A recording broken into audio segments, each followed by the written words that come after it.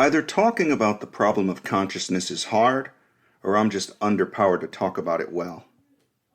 It seems like the deeper a topic of conversation, the harder it is to get your point across, to make yourself understood.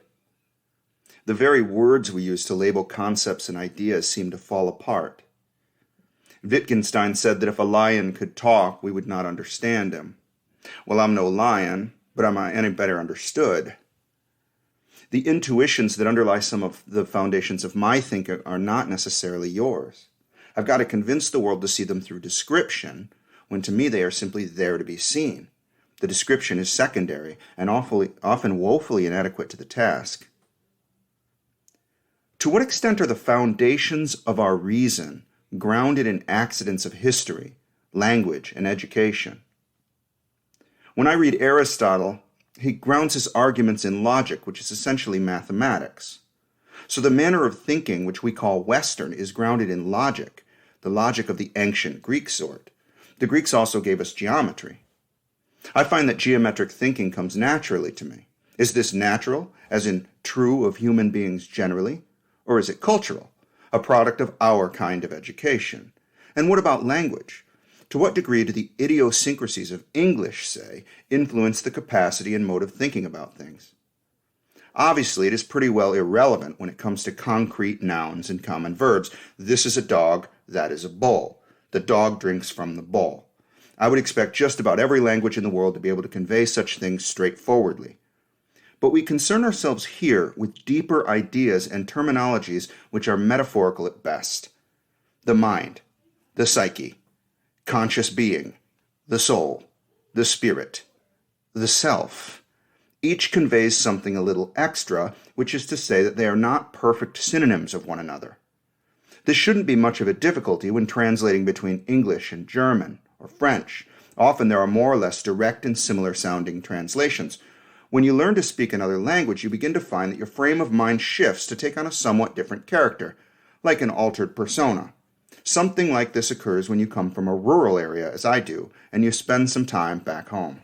There's something a bit more relaxed and folksy about the way you find yourself speaking and thinking. This is sometimes noticed in well-educated black Americans who might adopt a somewhat different posture when visiting the old neighborhood, homogeneously black. I'm here to tell you that I know what this is like, at least to some degree, and it happens to us too. And something of this kind happens too when I'm spending a lot of time reading the prose of a particular author and thinker. For example, if I'm reading a lot of William James, my internal dialogue begins to take on something of a Jamesian aesthetic. Now, what shall we do with the rough and imperfect translation between, say, Mandarin and English, or Hindi and English, or even more exotic correspondences? I heard a conversation between John McWhorter and Steven Pinker on YouTube. There was a third person there as a go-between, asking each of them to address various topics. McWhorter and Pinker are undoubtedly two of the great linguists of our time, and they agree that the way we think and view the world is not especially dependent upon which language one speaks. So they disagree with the Sapir-Whorf hypothesis.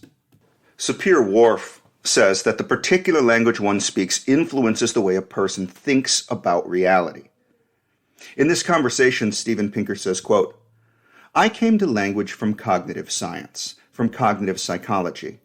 I immediately thought that the radical version of the linguistic determinism hypothesis, something called the Whorf-Sapir hypothesis, after the two linguists who made it famous, in its strong form this did not make sense.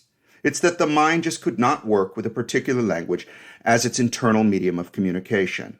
That is, the operating system of the mind just can't be English for a number of reasons. One of them is, just think about your knowledge of the world. I hope that when you come out of this evening, you will have learned a couple of things. If I were to challenge you to come up with a single verbatim sentence that any of the three of us have uttered, there would be no way you would remember the exact wording. But you would remember the gist. A powerful phenomenon of human memory is that memory for gist, for content, for meaning, far exceeds memory for form. That's one thing that says that the language of thought, so to speak, can't be English or French or Japanese and so on. Second is, this is how I came to it. I was interested in how children acquire their first language to begin with. You are born into the world and you have no idea Whether your community is going to be speaking Japanese or English or Yiddish, you've got to figure out how the language works as a child, and we have reason to believe that this is not just pure cryptography." Unquote. Pinker goes on to explain that children cannot learn language from the language itself outside of an embedded context. This seems obvious enough, right? If you just listen to tapes of people talking in a foreign language without a translation, you wouldn't just start to understand what the voices were saying. Language acquisition, he says, consists of matching the signal with the cognitive appraisal of the world. Moreover, he says, without some ability to represent the world before you even have a language, you wouldn't be able to learn the language in the first place, so language cannot be the medium of thought. He goes on, quote, "Finally, if you look at the way distinctions words carry, they are way too coarse to actually represent the way we think intelligently. An example from computer science is that when we hear simple sentences like Ralph is an elephant, Ralph has tusks, Ralph lives in Africa, we understand that perfectly well. You also know that Ralph's tusks belong to Ralph alone. They're not the same tusks that other elephants have, but the Africa that Ralph lives in is the same Africa that the other elephants live in. This and hundreds of other logical distinctions are not actually carried in words, but they're part of the effortless understanding of the meaning behind sentences. One of the reasons that computers still can't understand very well is that we haven't duplicated all the subtle conceptual semantic distinctions that the mind is capable of and implemented them in software. Language is really the tip of the iceberg of the distinctions that we make conceptually." Unquote. McWhorter replies, quote, "Despite that language could not possibly be the channeler of thought that we think, once there is language, there are certain effects that can happen, and psychologists have shown this, and it's important in evaluating Whorfianism to acknowledge those experiments. So, for example, this is one of my favorites. It's by Daniel Casasanto, who is a psychologist. He's now at Cornell. In English, we say a long time, and in Greek, you would say a lot of time. It turns out that if you show a line moving from left to right, and you ask somebody to time when the line is going to hit the right, and then you show a cube filling up, as if it was filling up with water, and you ask them when it's going to fill up. If somebody speaks English, then they're better at predicting when that line is going to hit than when this volume is going to fill up, because we talk about a long time instead of a lot of time. Greek talks about a lot of time, and so they're better at predicting when the cube is going to fill up. Now, that's not cultural. It must have something to do with the fact that in one language you say a long time, and in another language you say a lot of time. Nobody would think of it, but that's the way it works, and it works when you throw other languages into the hopper. It's a highly predictable effect. So that shows that your language can influence thought, but is that a worldview? What kind of worldview is it that you can predict when, on a screen, when you're tied into some booth as an undergraduate doing a very artificial experiment for money, that you can figure out when this thing is going to hit the other side? And so these things are clear. They are there. Lyra Boroditsky is very good at creating these experiments. She's at UC San Diego right now, and she has a TED Talk, and she's very good at it. Those things are real, but the question is whether those things create a worldview." Unquote. McWhorter goes on to say that he disagrees with the Sapir-Whorf hypothesis, although this was not originally his area of expertise, based in part upon his studies of Creole languages. He says, quote, "I study Creole languages, which are brand new languages which formed from what was not language. Pidgins are what happens when, for example, slaves are brought into a community and have to learn a language very quickly. They're adults. Adults don't learn languages well. You come up with about 500 words and you're just kind of shifting them around to communicate. No human being can live with that for the rest of their lives, and so, from the pidgin, you build up a Creole.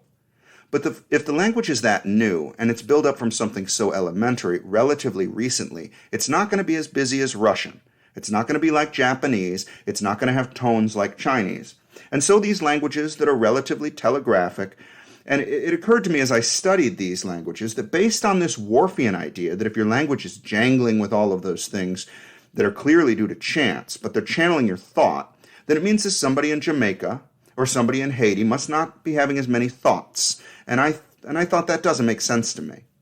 And so I started looking at Whorfian views and what they imply, not to defend Creoles, because it occurred to me that it was just linguistically incoherent."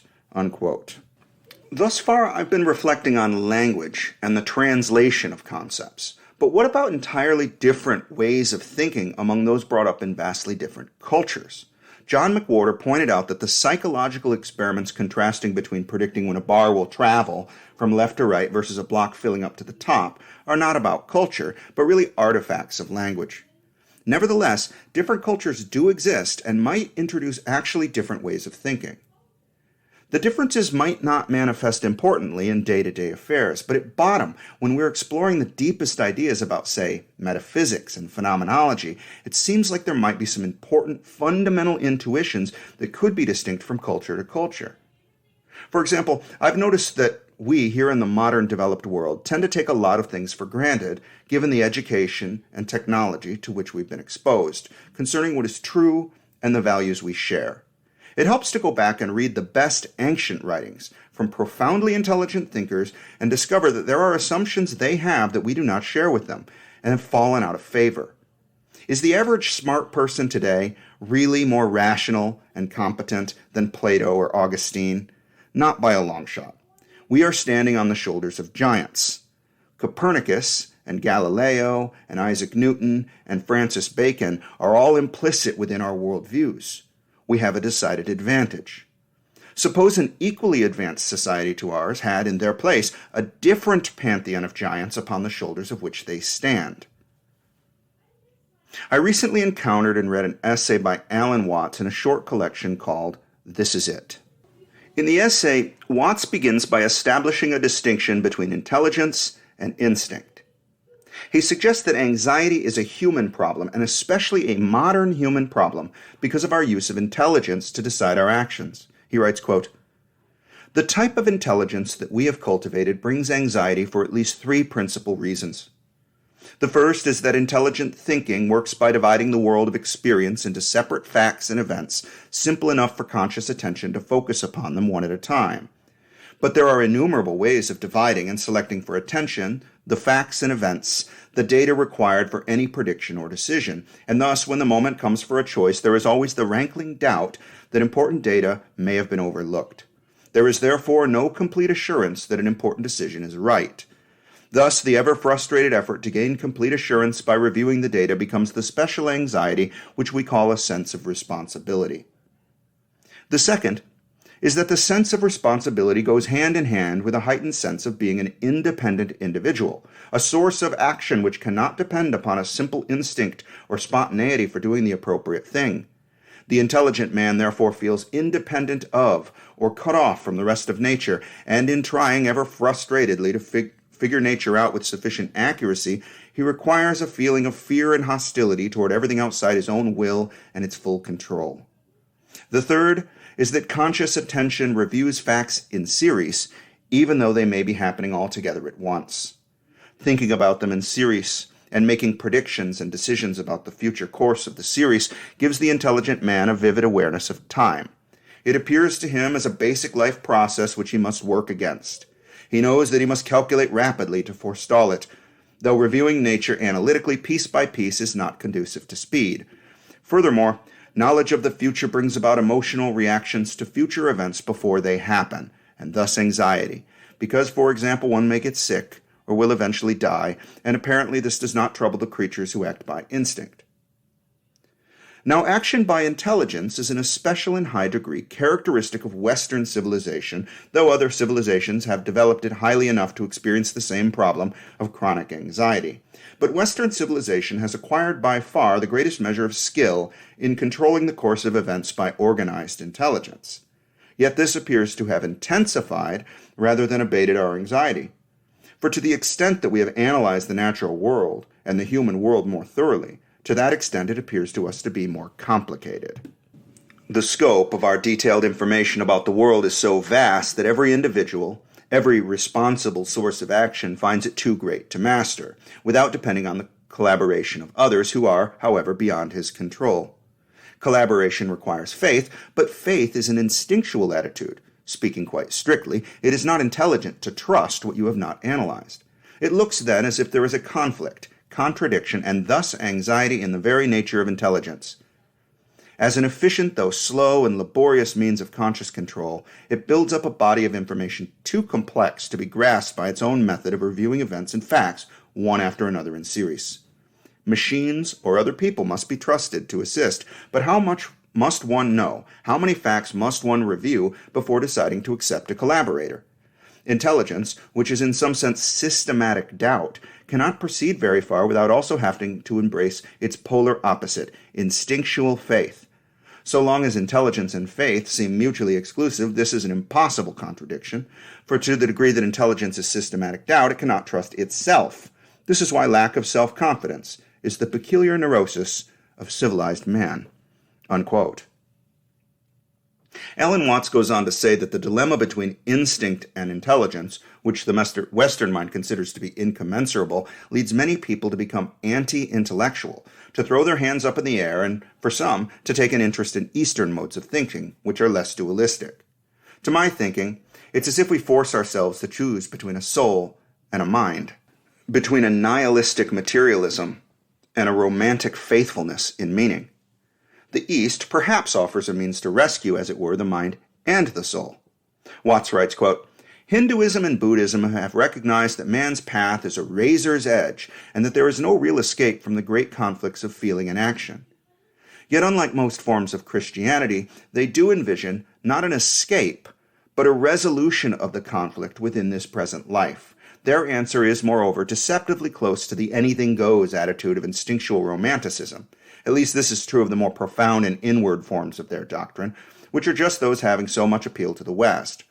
For they do indeed teach that good and evil, pleasure and pain, life and death are mutually interdependent, and that there is a Tao, a way of nature or a balance of nature, from which we never actually deviate, however wrongly we may act from a limited point of view. Yet their grasp of the mutuality of opposites is infinitely more thorough than that of our romanticist with his exclusive valuation of precipitate and uncalculated action. The difficult and subtle point which the romanticist misses and which, on the other extreme, the strict intellectual rationalist cannot understand at all, is that if all action and existence is in accord with the undeviating Tao or way of nature, no special means or methods are required to bring this accord into being. In the language of Zen, such means are legs on a snake, or irrelevancies, and these include precisely the choice of impulsive rather than reflective and intelligent action. The romanticist advertises his ignorance of the Tao in the very act of trying to be spontaneous, and of preferring the so-called natural and instinctual to the artificial and intelligent. To overcome the conflict between intelligence and instinct, it is first necessary to understand, or at least imagine, a point of view, or perhaps a state of mind, which is experiential rather than intellectual, a kind of sensation rather than a set of ideas. When put into words, this sensation is always paradoxical, but in experience, it is not paradoxical at all. Everyone who has felt it always felt it the same way, that it is totally simple and clear. However, I think the same is true of all our sensations. There seems to be no paradox in describing our more ordinary sensations because everyone has had them, and the listener always knows what you mean. There is no problem in understanding me when I say, I see light because of the sun. But it is also true that the sun is light because I see. Because, in other words, light is a relationship between the eyes and the sun, and the description of relationships always tends to sound paradoxical. When the Earth collides with a meteor, we can say either that the meteor ran into the Earth, or that the Earth ran into the meteor. Whichever we say depends upon an arbitrary frame of reference, and so both statements are true, even though apparently contradictory. In the same way, it is only apparently contradictory to describe a sensation in which it seems that whatever I do freely and intelligently is at the same time completely determined, and vice versa. It seems that absolutely everything both inside and outside me is happening by itself, yet at the same time that I myself am doing all of it. That my separate individuality is simply a function, something being done by everything which is not me, yet at the same time, everything which is not me is a function of my separate individuality. Ordinarily, we can see the truth of these seemingly paradoxical feelings if we take them separately, if we look at one without looking simultaneously at the other. This is why, for example, the arguments for free will and determinism are equally cogent, though seemingly contradictory. The same goes for all the great debates of Western philosophy, the realists against the nominalists, the idealists against the materialists, and so on. We get into conflicts and debates about these problems because our language and our way of thinking are somewhat clumsy in their grasp of relationship, In other words, because it is much easier for us to see opposites as mutually exclusive than as mutually interdependent, unquote. Watts goes on here to describe the sensation that he alluded to before, a realization that does not lend itself well to linguistic description and which is foreign especially to Western thinking. He writes, quote, "The sensation I am trying to describe is the experience of things and events in relationship, as distinct from the partial experience of things and events in separation. I have sometimes said that if we could translate the modern Western theory of relativity into experience, we should have what the Chinese and the Indians call the absolute, as when they say that everything which happens is the Tao, or that all things are of one suchness. What they mean is that all things are in relation, and thus that considered simply by itself, no thing, no event has any reality.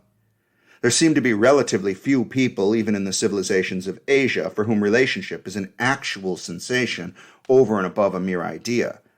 The anxiety which comes about through the conflict of intelligence with instinct, of man with the conscious will, with nature both in and around him, does not seem to me to have any solution unless we can actually feel relationship, unless it is a matter of clear sensation, that as determined beings we are free, and that as free beings we are determined.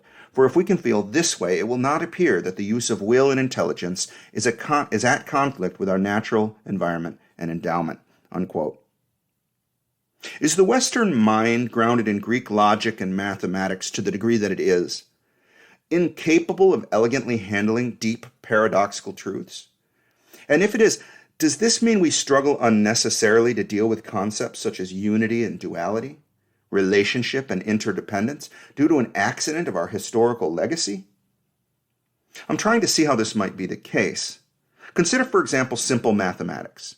How would you explain negative numbers to members of a tribe which have no such concepts? Or what would be the cognitive consequences of having no concept of the quantity zero, or the idea of nothing? These simple but plausible examples would in all likelihood completely alter the way members of a culture think.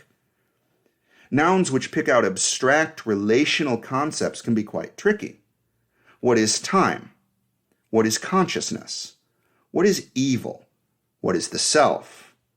Notice that each of these concepts has been subjected by some philosopher or school of thought to doubt in their very existence. The doubt depends, at least in part, on the fact that these nouns do not refer to concrete things like dogs and bowls. With consciousness, this means that those by whom it is claimed to be undeniably real, like me, it becomes necessary to classify what we even mean by the word real. Something can be true of the universe, and thus real in it, even though that something could not exist in isolation. It thus cannot be reduced out or distilled from everything else in the universe. Force is a relationship between mass and acceleration, thus dependent upon space and time. What is potential energy? What is gravity? These are relational, but definitely real. There we go. In English, we are free to call concepts things, but gravity and time and consciousness are not things in the sense of objects. Are we entangled in nonsensical thinking by the linguistic structures we utilize to think? Ask stupid questions, get stupid answers. Does explaining consciousness require us to ask questions outside the scope of our framework for questioning? Perhaps everything we seek to explain requires that we leave some constant undefined, like Heisenberg uncertainty. Momentum is necessarily unknown when we discover velocity, and vice versa. Likewise, suppose that it is impossible to discover what subjectivity is in objective terms. Only by taking subjectivity as undefined can we understand anything of objectivity. According to my theory, consciousness is an interdependent phenomenon. The emergence occurs in accordance with a system as well as its intrinsic subsystems. Both are required, not one plus the other, but one with the other, or one in terms of the other, like two sides of the coin, like two hands clapping. It's an uphill battle to explain such things, but I'll keep trying.